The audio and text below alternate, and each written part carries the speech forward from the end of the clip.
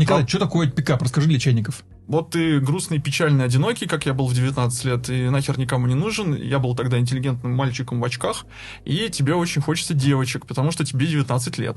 И ты как-то пытаешься решить эту проблему. Раньше пытались решить проблему ногами, потому что девочки все на улице, в клубах и так далее, и ты туда должен, значит, прийти, сказать, вот он есть такой классный, давайте дружить. Сейчас все ушло, мир поменялся. В лендинге все оптимизацию? Да, сейчас все ушло в интернет, и как бы эта тенденция уже длится некоторое время, лет 10, и будет продолжаться.